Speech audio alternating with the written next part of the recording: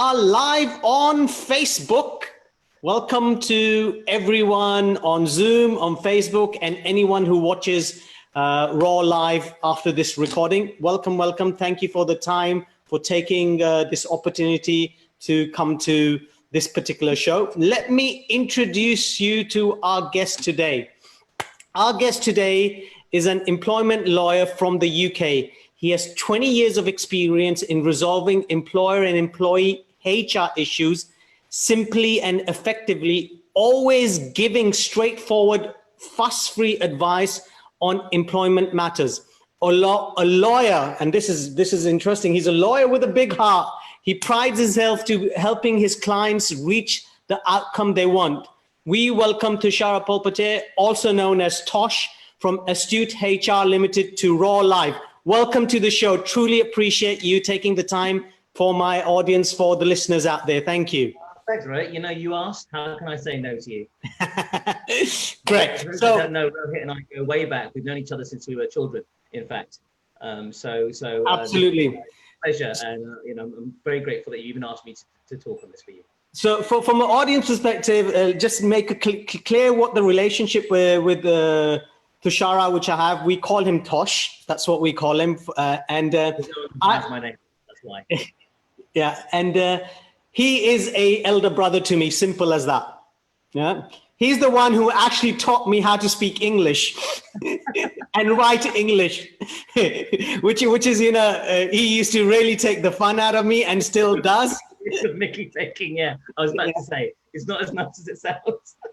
Now I can actually construct sentences all because of this man. Thank you so much. Well, you know why now the talk is about language shaping behavior, right? Absolutely. So it's about difficult conversation. So Thushara is going to talk, Tosh is going to talk about difficult conversation. So we're going to go right into the topic. I'm going to ask him some difficult questions to begin with. And he has no clue what these difficult questions are going to be. So we are putting him on the spot because he said he wants to talk about difficult conversations. Are we ready? I'm ready. Let's do this. This is fun. I'm taking my revenge in bits from a childhood perspective. Go, have at it. Okay. So are you ready? So first question. Yep. Are you a lawyer or are you a liar? I am neither. So the way I look at myself is a problem solver.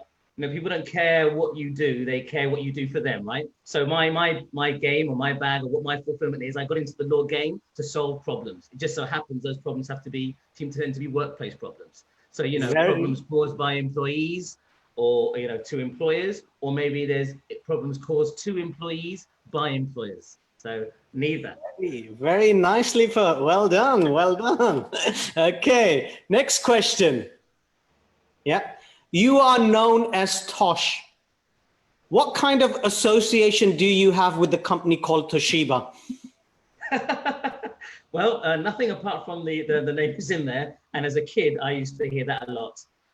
So basically, my full name is Thushara Polpitiye. It was unpronounceable in England, so somebody managed to abbreviate that to Thushara, and it became Tosh.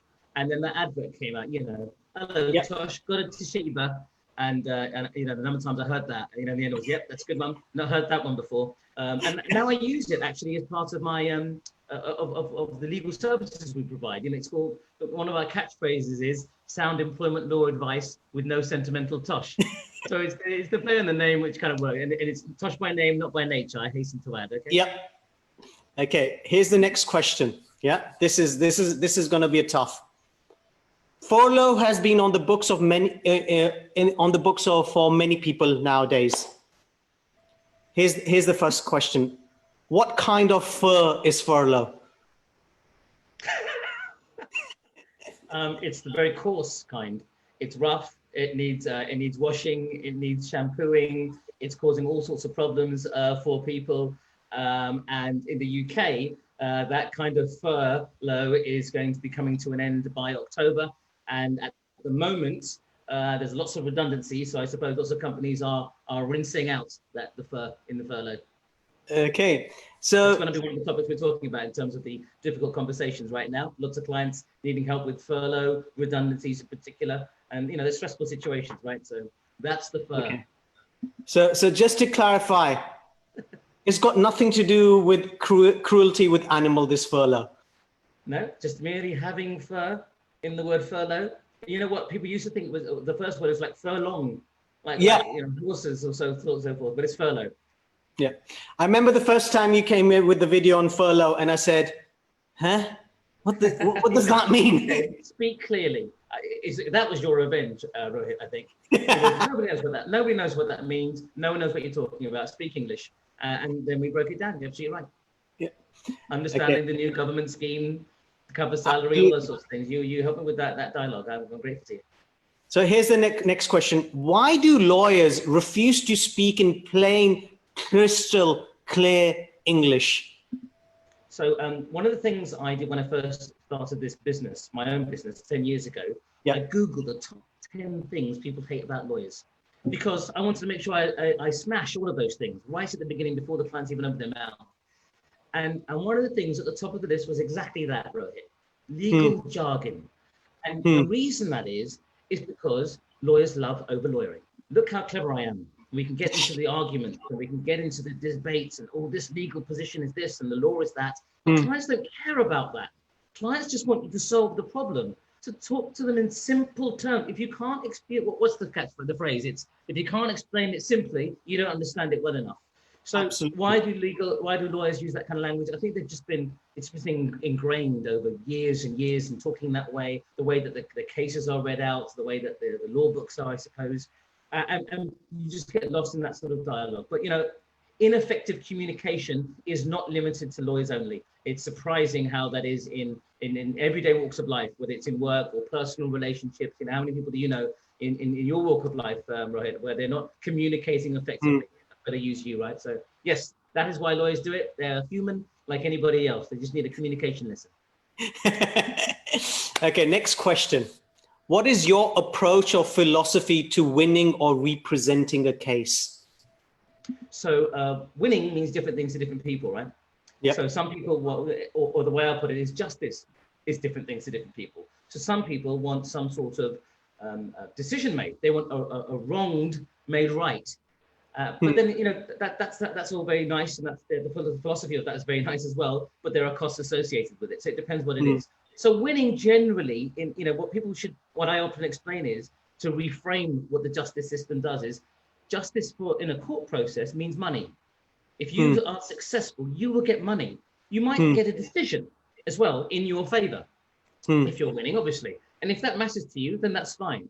But don't get lost in the process. For me, winning is getting out of that situation, the client out of that situation.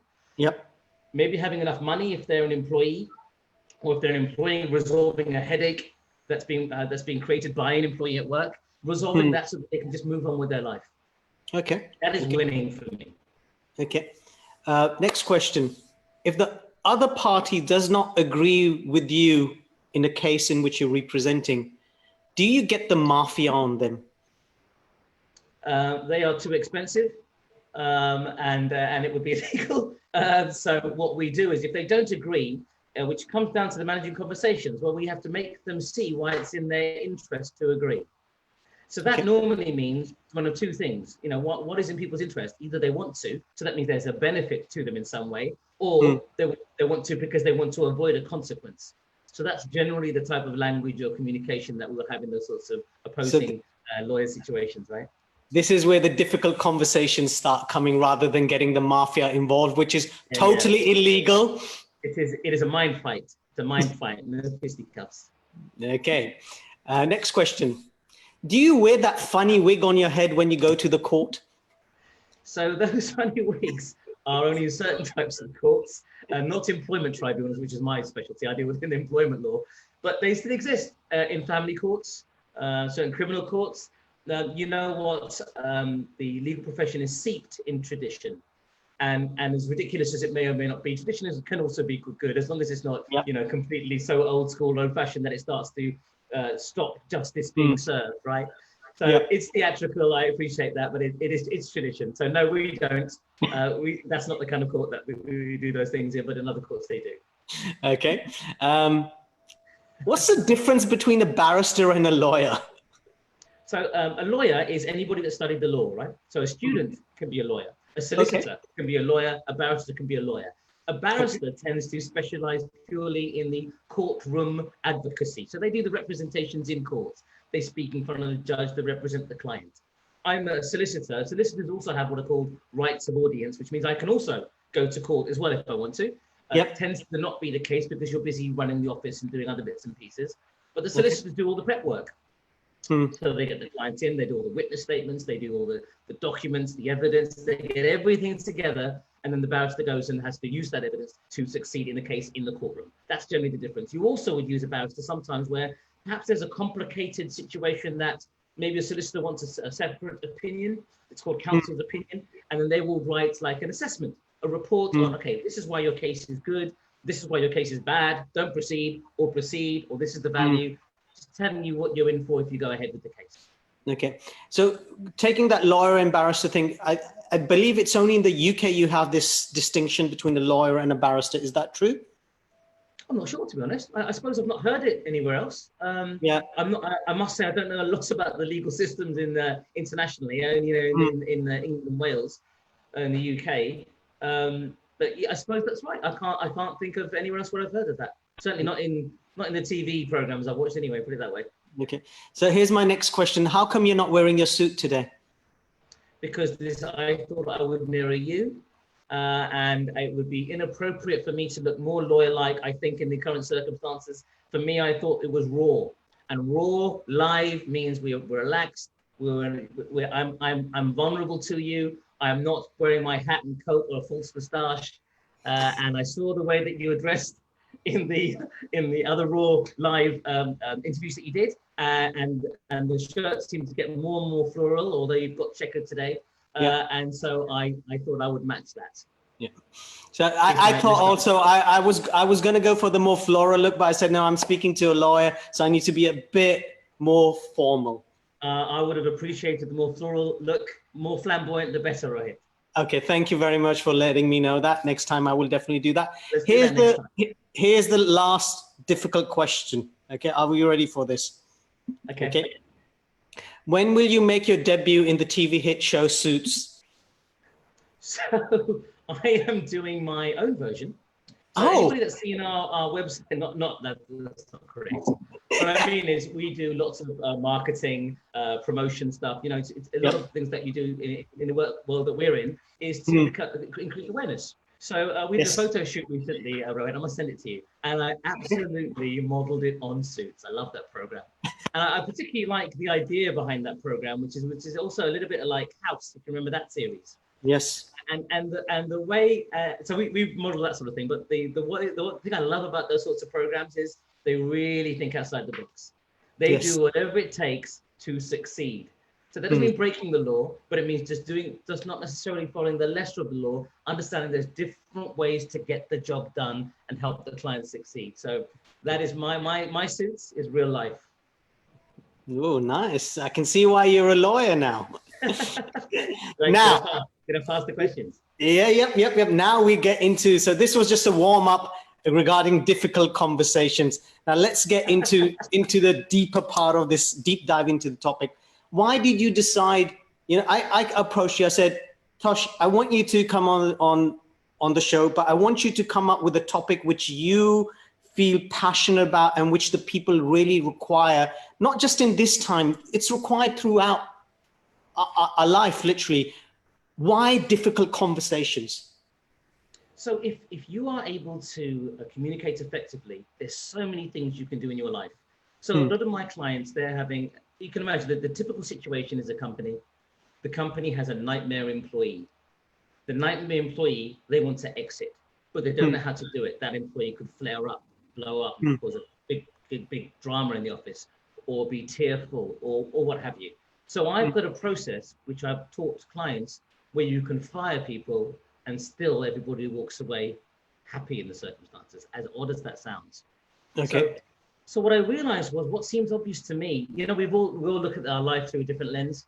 And what I see is that they don't see it the way that I see it. So probably in the same way that I don't see it the way they see it, perhaps. But I can almost take a balcony view on their situations and see, actually, looking down, this is how you can resolve it.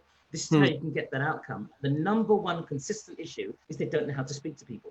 So right now, Rohit, there are redundancies, and it is stressful. People are losing their jobs, they're losing their livelihood, they've got mortgages to pay, they've got kids to feed, and managers don't know how to handle it either. And so what happens? Everybody becomes dehumanized because you can't get too personal about it, because you just feel it's a crappy situation, right? So they deal with things horribly, very bluntly, very coldly, by letter. It's this. You don't need to be robotic. You just need to know how to communicate effectively so that you can get the outcome you're looking for. The same thing happens in personal life, right? You know, when absolutely. you're talking to your wife or your husband or your boyfriend or your girlfriend or your children, you know, understanding how to communicate effectively with those individuals and achieving the desired outcomes in that way is a tremendous skill to have. So that's why I thought it would be useful. Whilst I'm an employment lawyer, I found that kind of transcends across all sorts of different situations. You know, everybody right now can think of a difficult conversation they've not been able to have with somebody. And if there's a way to figure out how to overcome that difficulty, I thought that this might be helpful, giving a few tools on that. It's interesting you say that. So when I was based in the UK, born and brought up over there, was working there, I remember one particular role. I used to love that job, and I was made redundant.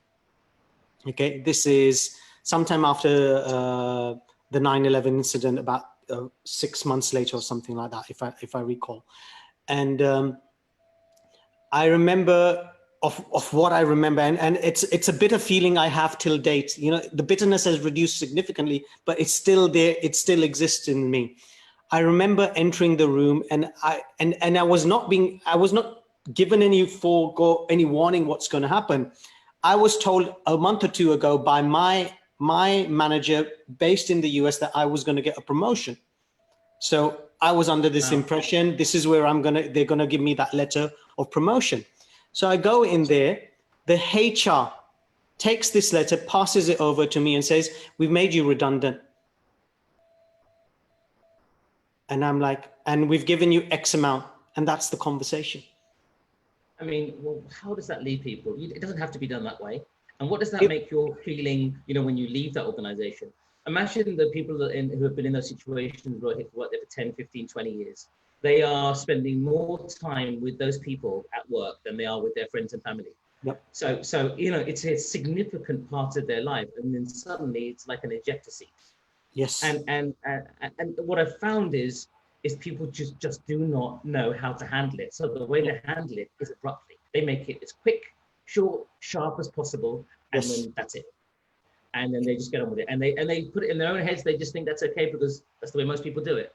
But you don't have to do it like that.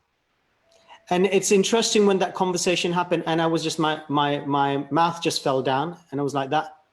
And the reaction from the other side, from HR, was literally, it's okay. We've given you some money, which is going to last you at least 2 months. And all I was thinking, I've been working there for 4 years, put my sweat, my blood, my energy into it. And I was a high performer. I was like high performer.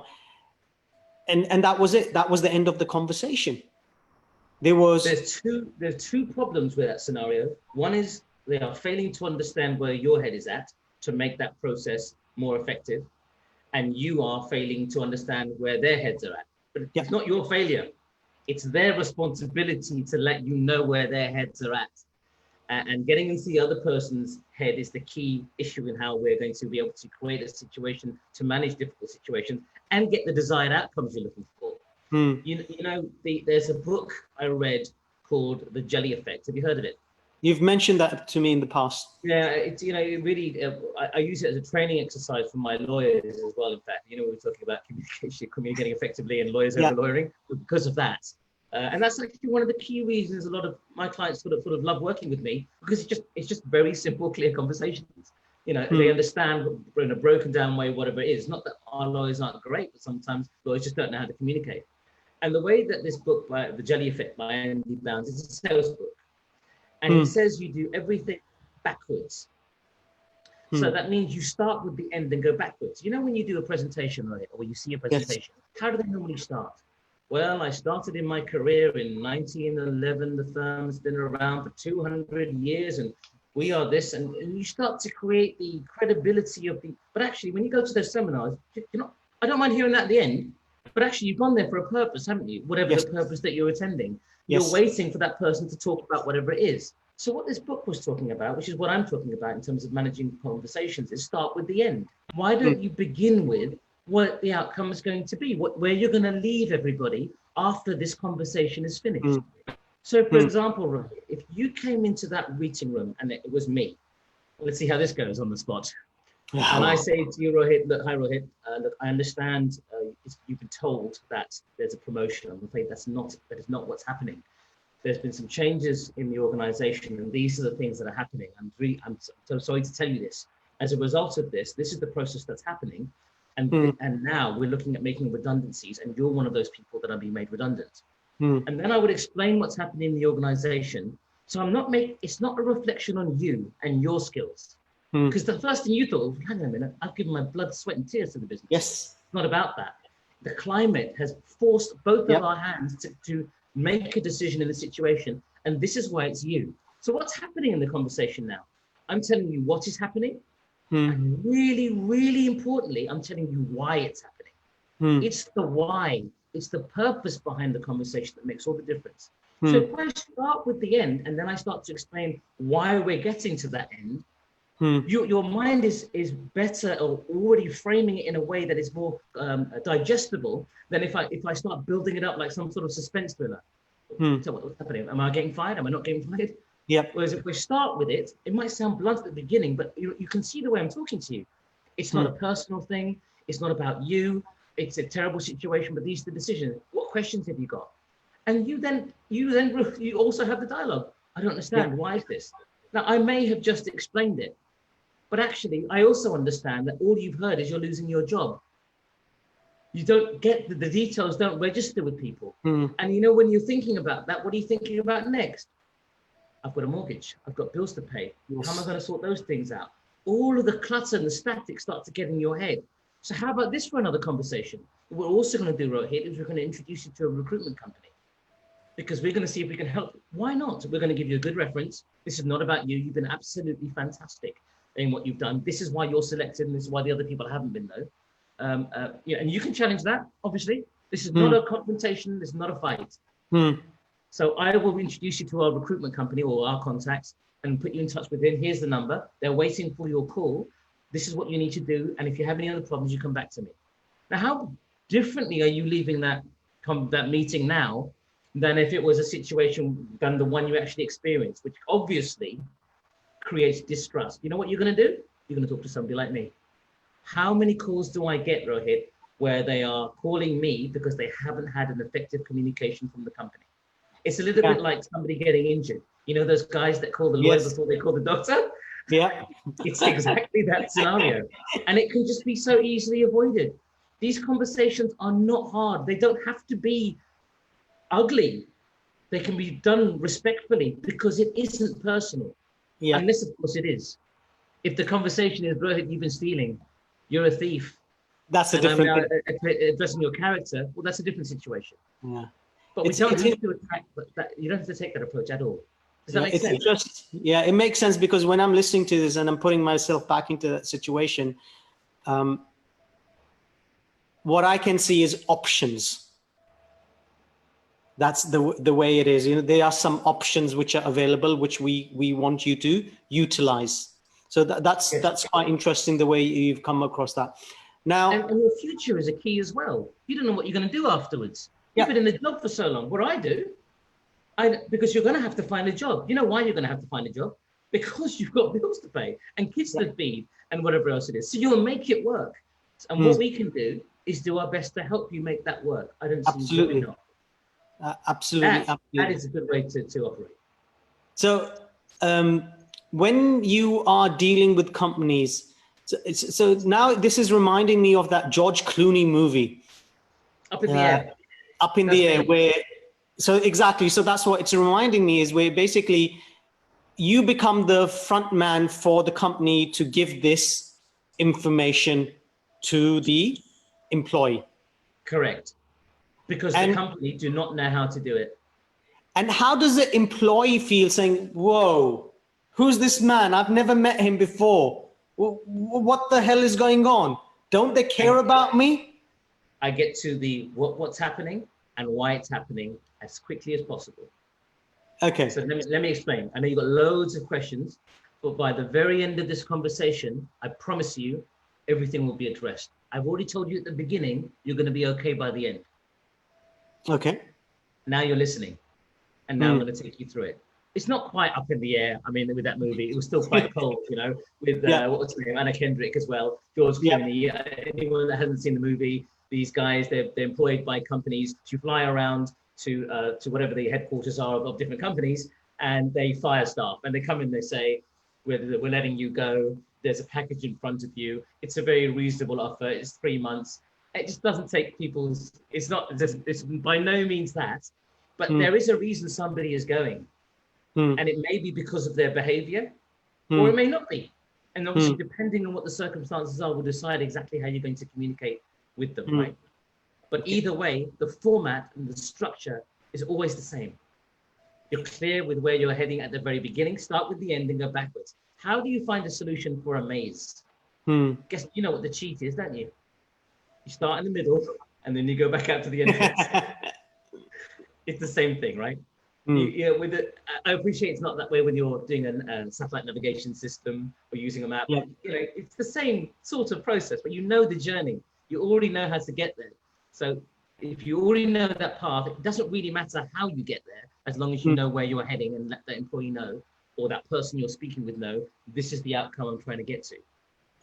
Now, for people who can't afford your services, like companies who cannot afford your services for whatever reason it could be, what would you guide them? It doesn't exist, by the way, Rohit. We'll make it work. One of the things I told you about, right? We don't do any hourly rates like every other lawyer. You don't pay for time. You do a fixed price quote, and we agree that. So just so I'm clear about that, there's no, and also I just talk to people for free just to see if I can solve it in 10, 15 minutes sometimes. So which you've done. I mean, you've done a lot of podcasts. You've been doing all of these things just giving so much information to people, just not from a legal perspective, but from also how are you going to take care of your mind? How are you going to take care of your health? How could you possibly move forward? Which is correct. That's why, for me, that's why if you look at it, I call you the lawyer with the big heart, because I can't see lawyers do that, which is amazing. Now, in a situation where a client just needs, a couple of tips, a guidance of how do I have that difficult conversation with the person who I'm going to let go, what would you say what are those 3 tips, 4 tips, 5 tips? What would you say they should be looking at? So the very first thing I always ask a client is, what's the outcome you're looking for? Do you want this person out? If it's an employee, do you want this person out? Or do you want them to step up and operate effectively? Okay. So if you want them out, then we have a very clear, number one is we understand why. So let's make something up, Rohit. Give me a situation where an employer might want somebody out. Employer wants them out because they're not performing. They've been around for a while. Absolutely right. So let's say they're not performing, right? And in the UK, you need 2 years service and you can claim unfair dismissal. So let's say, and you're also required to go through a process: verbal warning, first written warning, final written warning, and then you're out, sort of thing, right? So let's say that an employer, this happens a lot, employer hasn't followed the processes. They've gone over 2 years. They've allowed the situation to accumulate. They haven't dealt with it. And now they've said, you know what, Tosh, I've had enough. I just want this guy out. Yeah. So what do I do? So we look at the objective first, start with the end, and then go backwards. So they want them out. Well, what's the cost of getting them out? So first of all, if you understand that there's no law that says that you can't do something. Okay. There's not a single law in existence that says that you can't do something. Can you think of one? Because the law doesn't say you can't break the speed limit.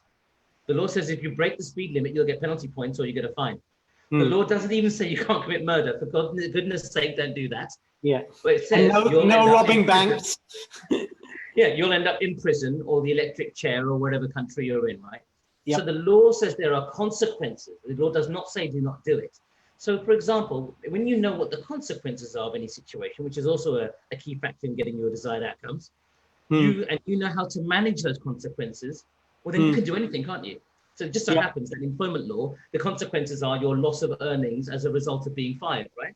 And it's subject to their ability to get another job. So what we do is, if we can get that person another job within a month, for example, even if they've been there for 20 years, the maximum value of a claim would be 1 month's pay.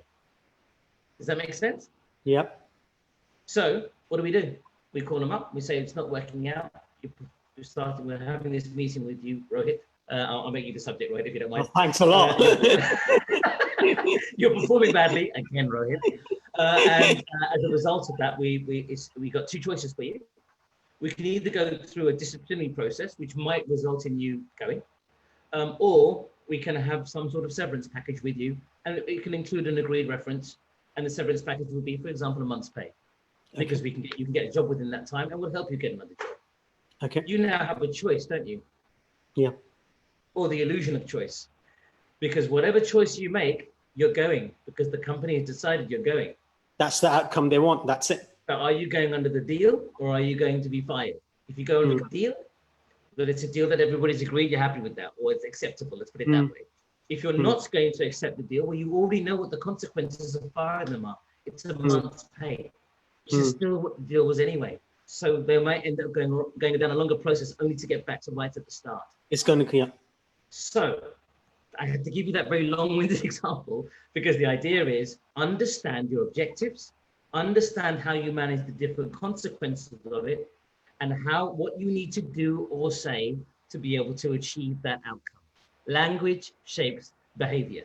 So if you think about it, most people's behaviors are influenced either by a severe pain or some sort of incentive. So we're incentivizing them effectively to choose different options, knowing that it's going to come to the same result, which is that they're going, which is what the objective is in the first place in this particular example. If it's poor performance that you want to improve, well, then what do you need to do? You need to be very, very clear. What does the person need to hear to meet your objectives? Well, here we go. Number one is, what is it I want you to do? No point just saying, I want you to reach a target of £1 million, for example. I want to tell you what I want. I've got to tell you how I want you to do it. But now that's a different conversation. How are you supposed to reach that? What do you need to do? Maybe you need to get 10 clients at 100,000. Well, how do you do that? Maybe you need to do 100 telephone calls. I have no idea. Whatever the process is, you tell them how. There's no point just putting in a what without a how. And then you tell them why. What's the motivation behind doing it? Maybe there's a bonus in it for them. Maybe it's for the whole bonus for the whole company. Maybe it's a different goal. Whatever it is, there's a why. It's the why. Why do you get up in the morning? Why do you do the job you do that motivates people? We have all these questions in our heads, Rohit. Everybody has them. And the questions tend to be based on what it is that we're focusing on our lives, right? And what we're focusing on our lives and we're asking these sorts of questions and the language you're using affects our feelings. And when our feelings are affected, it affects our behavior. It's that sort of process I'm looking to influence. If you can address the feelings, whether they're being made redundant, whether they're being disciplined, whether they're being performance improved, if you can address the feelings, that is what it is that motivates or influences people to get the outcomes you're looking for, whether that's your employment world, your personal life, or whatever else it is. Okay. Have you been in a situation where you are talking to the party concerned and it is getting abusive? And if so, how do you manage such a situation? So that comes back to understanding the purpose of the meeting. So, for example, there have been those situations, and what I do is I take the wind out of their sails. And the way you take the wind out of the sails, I say, look, I hear you, but what I want, do this.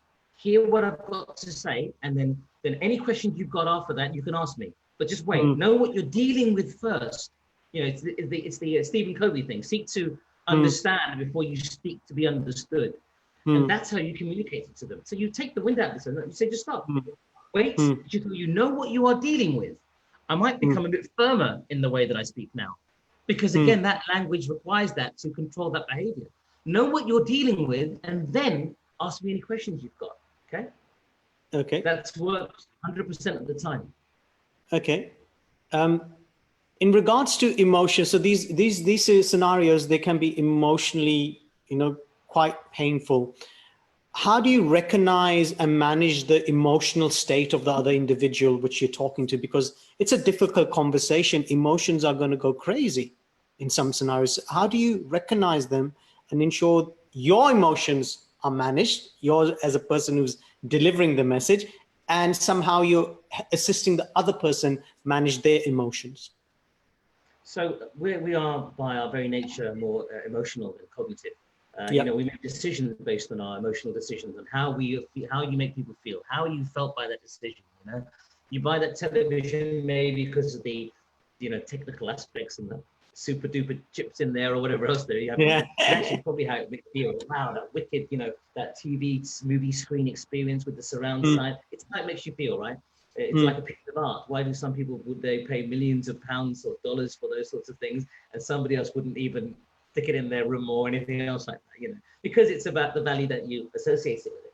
So with the emotions, again, why do the people have emotions about things? Well, generally speaking, in those situations, is they're taking something personally. And if they're taking it personally already, that means they don't understand if it's not intended that way. So then it comes back to, what is your intention? And how are you communicating that attention across? So remember, at the very beginning, I've already addressed, in the scenario we said with you, Rohit, where we relived your redundancy experience. Yes. I changed it. I changed it because at the very beginning, I was upfront with you. And the language I used with you wasn't being patronizing. It was saying, look, this is rubbish. You were told something else. This is not what you were expecting. This is what's happening. Please bear with me, and I'll explain it with you during the course of this meeting, okay? So this is what is happening now, Rohit. This is why it has changed. This is why so-and-so said that. Or maybe that person should not have said that. They didn't know what was going on. I know that's things, but this is the reality of what we're dealing with now. So this is what we're looking at. These are the next steps.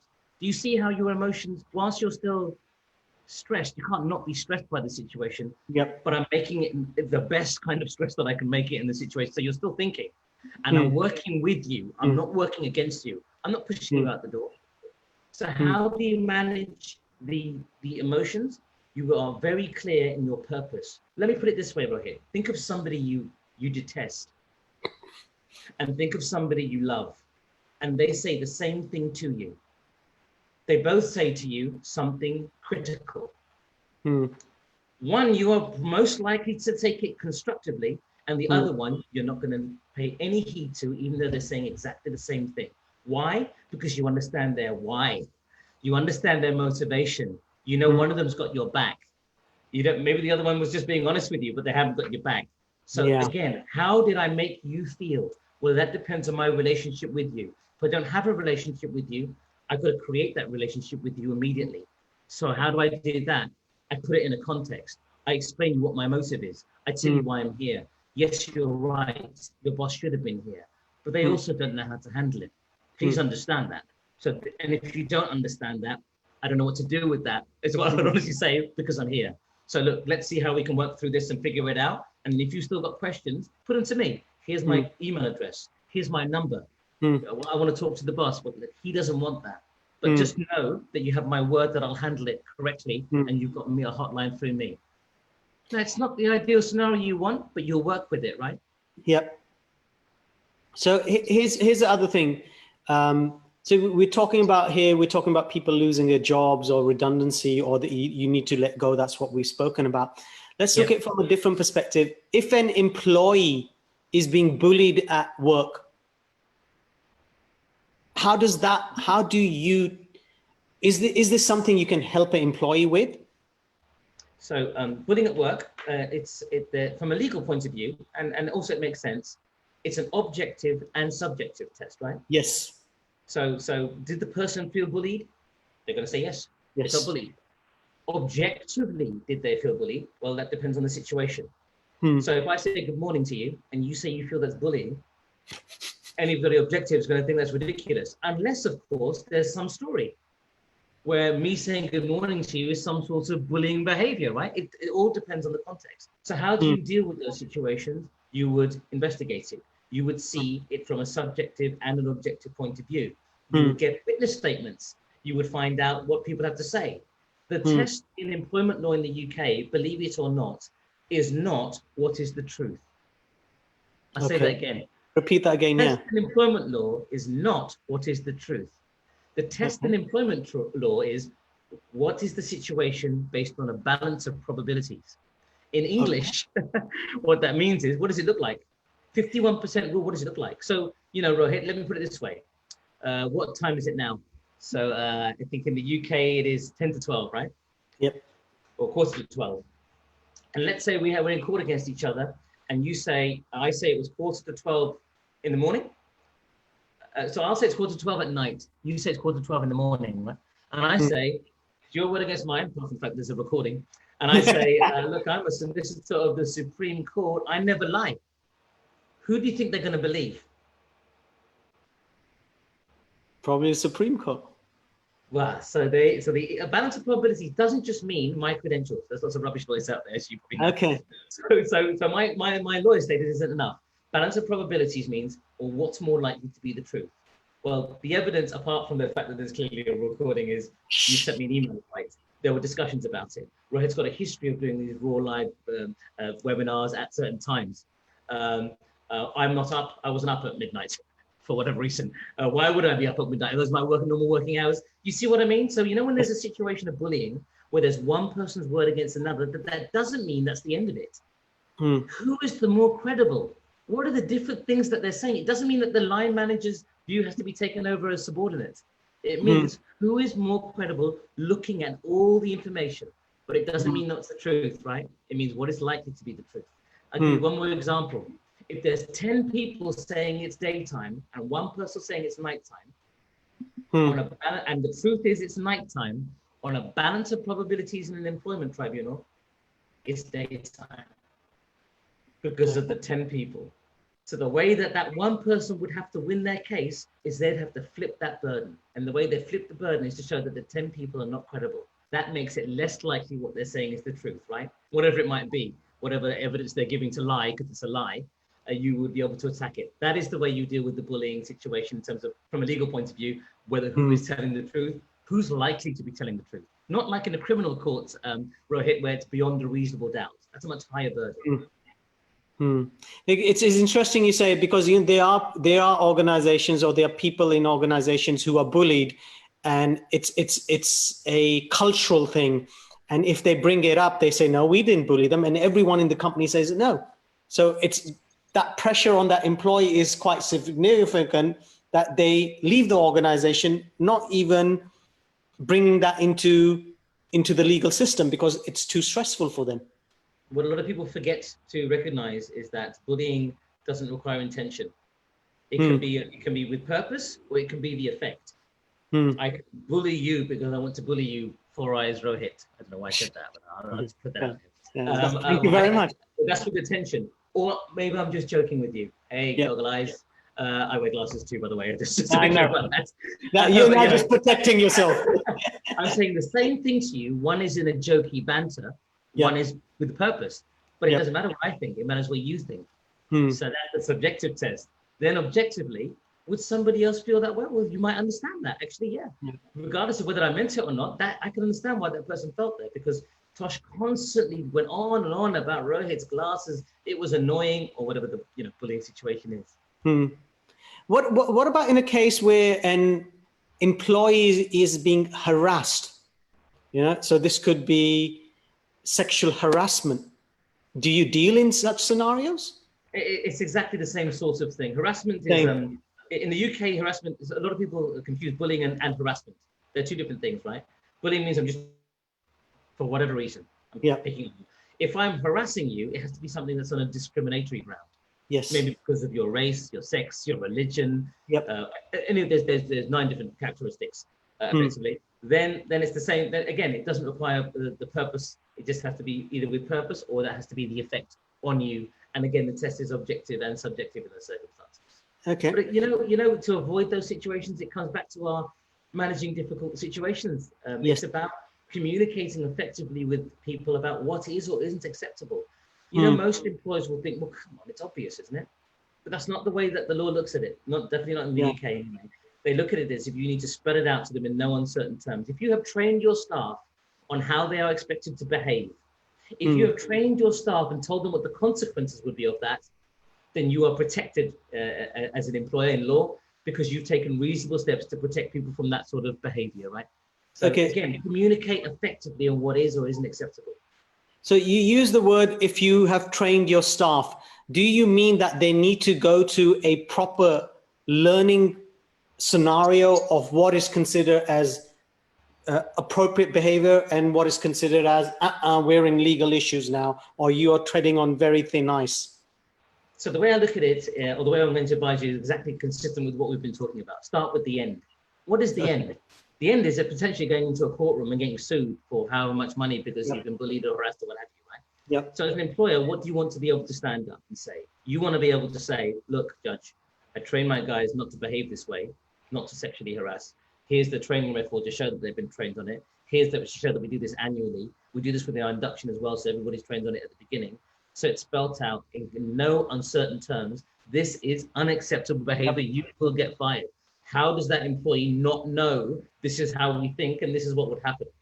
Now, however you need to get to be able to say that sentence is what you do.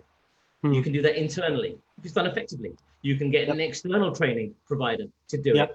You get a lawyer to do it. You don't need to, but how do you do it so it's effective and you can show, demonstrate, if it gets to the worst case situation, that you've done it correctly. It's not just about the law, it's creating a culture, isn't it? It's creating a way of behaving with each other, understanding what the rules of engagement are, what's good and not good. I'm not even saying, which is very unlawyer-like, that you have to go PC crazy. You know, this is not the thought police, contrary to popular opinion, but there is an you should have an understanding of how different people will take the same information or situation. So just be particular with who you're going to enter in certain dialogue or certain behaviors with. Okay. So I'm going to slightly change the conversation over here. So we've been talking about employer and employee, harassing, bullying, furlough, not for long, nothing to do with killing animals. Yeah. How do you've got two beautiful children. Yeah. How do you, show them what is proper behavior?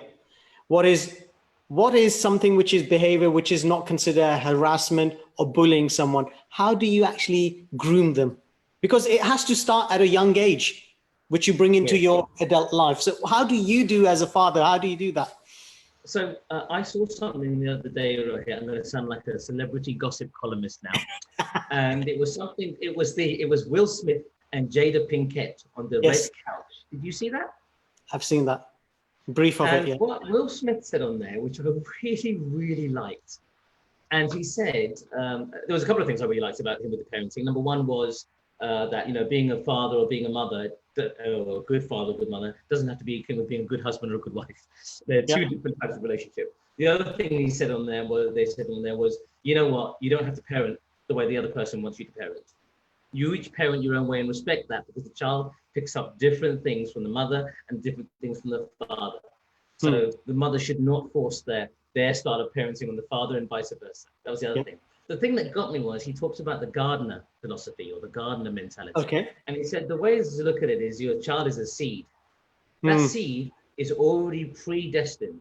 It's going to bloom. It's going to blossom into whatever it's going to blossom to its full potential. We already know that. The question is are we the gardeners? So are we creating the right environment?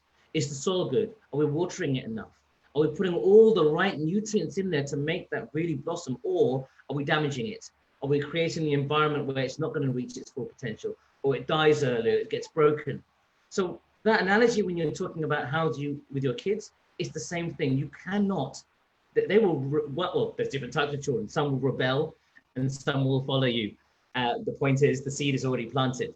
So knowing that, you have to give them that right environment, and they will learn from your example and what you're doing, and giving them that freedom to make the right decisions. The right decisions will also mean making wrong decisions along the way.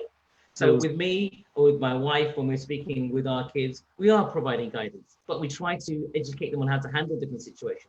And they get themselves in trouble too, not keeping secrets sometimes, or getting in trouble with friends and all those sorts of things. But how were we shaped? We were shaped by things from our parents and so forth. But I'm going to challenge that at the same time, which is that we didn't also write the same script that our parents wrote for us. Yes. we're in a different one. You don't have to. There's so many situations where where people have been talking about where they've been abused or they've suffered, and they've let that define the rest of their life. Yes. It doesn't have to. I know they feel it's not a choice, but it isn't. You can literally decide that that's not going to determine how you're going to be. So in terms of my children, I still use the same dialogue. I can sound like I'm a workhorse, like with work, which is the sense of why. What's the why? If they agree with your why are you doing it? Why is this right? Well, then they are influenced by that. If you're going to just dictate to them, they might take it for a bit, and they'll keep it in their chest there. And when they grow up, they'll just chuck it away or do whatever else it is. But if you can reason or understand the why, feel it, that motivation that I told you earlier, the example of somebody that's got your back and somebody that doesn't, that would be taken in different ways. Oops, sorry. In different ways. Yeah. Why don't they know we're doing a live podcast? Huh? I really should have called everybody. Put my phone on. That is what I'm thinking. My approach is for those things. Yeah. You're from the day I remember, you have been a very energetic individual, very spontaneous in your way. How did your parents manage your behavior when you did something which was completely like, because I remember certain times where your father used to say something very bluntly to you, but how did they manage you? Because it's strange, and you're a lawyer even after that. I always tease my parents. I said that they couldn't manage me, which is why they only had sex once, because they had one child. You know what? Energy levels and happiness is something I've always felt. That doesn't mean I'm always happy, but what I've learned along the way is it's okay to feel sad or feel down, but I don't stay there. I never stay there. I'll be there for a little while, maybe. We all do. We're all human. I teach my kids that too. Don't hold your tears back. Don't worry about crying. Don't worry about getting upset. Don't worry about getting angry. Let it out. Don't stay there. That's no good. So how do your parents cope? You know what? I don't think I was unruly. I was unruly for a while. I think they had no choice. But what I realized is the core of me was already established probably by the time I was 5 or 6. Yeah. Maybe during my teenage years, you start to rebel and do other bits and pieces, but you always come back. You come back to your roots, you come back to your heart, you come back to what is good. And as you get older, we have like an old person now, you really get comfortable in your own skin. These managing difficult situations or conversations or what feels right or what's good. We don't stand for any of the nonsense. There's no time for that anymore. What a waste of time.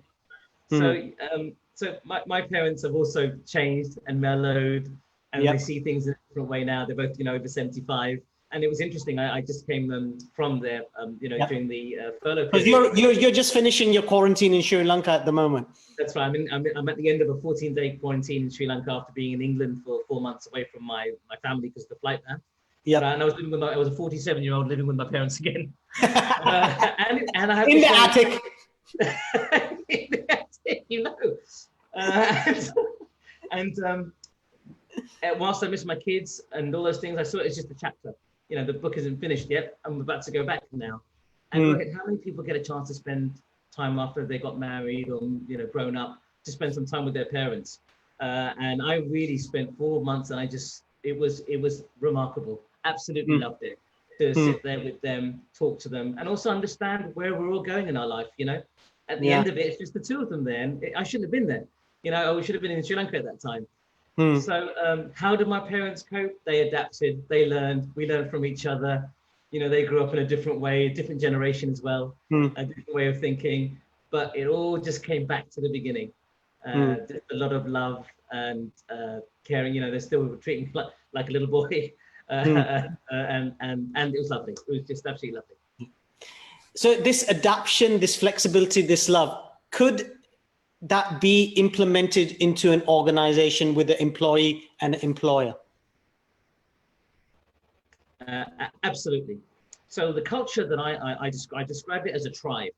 The ideal scenario in a work culture is some sort of a tribe. I appreciate there could be two ways of looking at that. When you get too exclusive and you want to exclude people. But what I'm suggesting is it's a tribe that's open. but you are deciding who's coming into that tribe. So when people recruit, Rohit, what my experience tends to be is that they recruit on abilities rather than attitude. Or let's get the best lawyer in, the one with the highest qualifications. Well, ability you can teach, assuming there's intelligence, obviously. Ability you can teach, but attitude you can't really teach. That comes, through whatever conditioning that people have experienced or what have you. So the tribe mentality is everyone's got each other's back. Yes. There's no blame culture. That doesn't mean that people don't make mistakes. I've seen situations where lawyers have made mistakes, could be negligence claims, not my firm, and they'll try and hide it. People try and hide it because they're worried about what the repercussions are. Whereas what should happen is you should be able to be in a situation where you just feel free, open to be able to express whatever thoughts or concerns you have. If there's a mistake made, well, then address it and then figure out a way that won't happen again, or more importantly, how to get over that mistake. When you've got people's back in those situations, it's so much, the bond is even stronger. A client that loves you continuously and you continue to do a good job, that's great. A client where there's a problem and then you fix it, but it's an even stronger situation than it would be in a situation where it's always good. The situations, is it Japan, Rohit? You might be able to tell me, or China, or somewhere where they value broken porcelain and they fill it with gold. Japan. They fill it with gold. So it's even more beautiful than it was in the first place. So the broken thing put together is even more a complete thing than it was in the first place. I think they call it katsungi. I think that's what the word is called. Right. So that is what I'm talking about. A culture where, look at it as like a tribe. Maybe not a family, depends what your family's like, I suppose. But it's where you've got each other's back. You have some sort of collaborative situation and it works. A lot of my clients at the moment, their issue is how do we recreate the office environment virtually? Yes. Because people are on their own. It's actually difficult working on your own. It's not an easy thing. But you can. There's just different ways. And having done it well before this, the work virtually for many years before even the pandemic came about, we try and recreate it. It's not the same. You can't. It's a little bit like you and me having a drink over Skype. You can do it, but it's not the same as us sitting in a bar or a restaurant or a pub and actually, which we've done, and sitting together and all the little, eye contacts and the little nuances. Absolutely. It's not the same. I'm not suggesting that, but you can do it. You can do 95%. We do sessions, for example, with my lawyers. I call them slap and tickle sessions or shits and giggles. And basically what we do is we have a pattern interrupt in the day. Okay. So we have one in the morning. We have one at lunchtime, we have one in the evening. So the morning tends to be a little bit about work, what's your day like, all that usual shenanigans, morning huddle. And at lunchtime, we just talk rubbish. So what are you guys watching on Netflix? What's going on at home? Maybe we'll talk about problems. Most of the time, we'll just have a laugh and just take the mickey about something or joke about something and just disrupt it a bit. Because when you're in the office, what happens? You have a little giggle with your colleague next door, and then you get back to it. So we miss those things. So that is my attempt at recreating it, the slap and tickle sessions, as we call them. Slap and tickle sessions. So we're going to come ways, is what I'm saying, Rohit. And actually, with the easing of lockdowns and people working flexibly now from home, people still want to meet people. So maybe we just create that. It's just not as frequently as now. Yeah, it's an interesting culture what's happening virtually, because I know a lot of people are saying they're working more from home than what they were working at the office. Well, you're saving on travel time. Saving on travel time, one Zoom call after the other. Physically and mentally, it's far more exhausting as well for many people. So this is what's happening in a virtual environment. So I think this is a learning and adapting phase for people to get used to this, because I think this is going to blend into even when we go back to, not exactly how it was, but when we go back to the offices itself, we're going to have a blended culture happening. That's what I see is going to happen.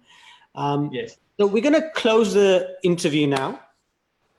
What is that one tip, or maybe you have more than one tip before we close, you could tell employers and employees to not to go into those difficult conversations, not to have those tough conversations? Why go into that situation? How can they do that? So it's not the conversation that's difficult. That's what we've been talking about, actually. Yes. If you know how to manage it, the thing that is difficult is the situation or the problem.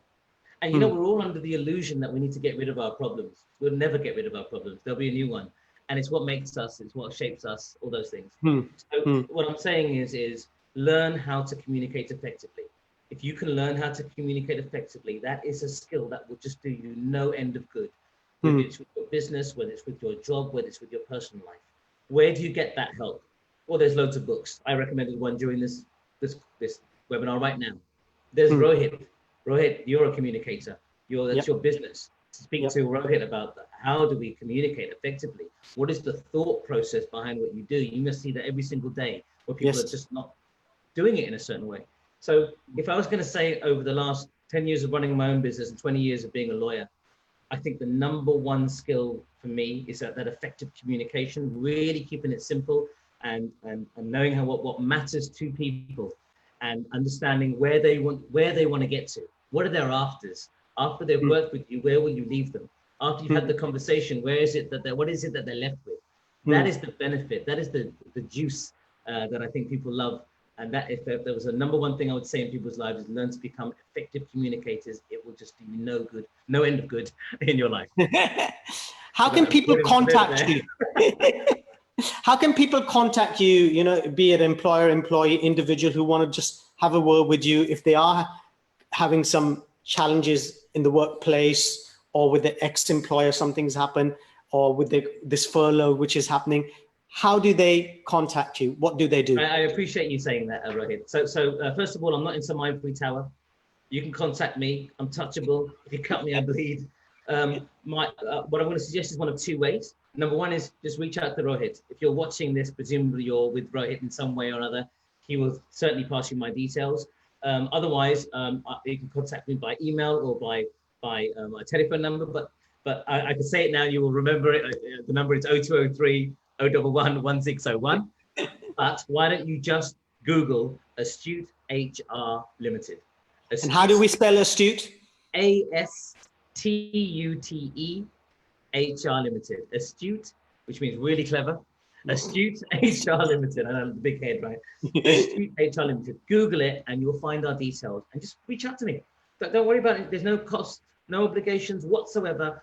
A lot of people I help in like 10, 15 minutes, chat, and then I put them on their way, and that's all. That's it. We've done some good. We put it out there. And you know what? Those people will remember me or pass on it to somebody else. The way I see it, it just kind of goes around, comes around. So please, Astute HR, Google it. We're in the UK. We help employers and protect their businesses and employees protect their rights. So happy to help. Okay. And a final question. This is a very difficult question for you. I feel it coming, Rohit. I can feel this up here.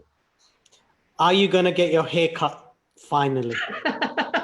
It is the first thing I need to do. You know what I saw when I gave you the profile picture of me? I thought, oh, he looks good there. And I've got this hat. I feel like I've got a hat now. I've got to do this. Yes, that's the first thing I want to do is get a haircut. I will be out of this isolation tomorrow. In Sri Lanka, the system, there's another 14 days isolation. So by the 8th of August, we'll do another podcast where you'll have, and you will see the correct haircut, right?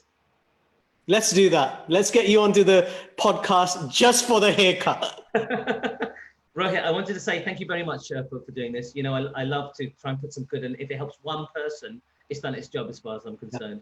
I love these podcast webinars, and I call them different things now. There are really a lot of good out there. So I hope people are getting, as I say, helping one person. That's all it needs to do. Absolutely. Thank you so much, Tosh, for being on the show. Really appreciate it. Have a wonderful, wonderful time in Sri Lanka with your kids. I'm sure they're going to be so happy to see you. Same. Thank you so much, Rohit. Take care. Bye-bye. Bye.